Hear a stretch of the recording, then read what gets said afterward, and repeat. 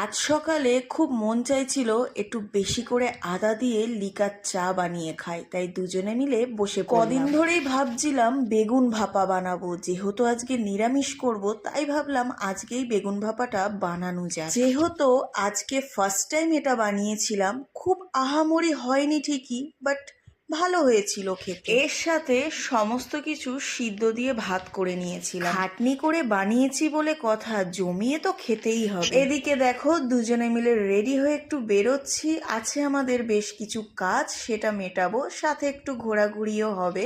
Long drive না, এটা হচ্ছে আমাদের শর্ট ড্রাইভ।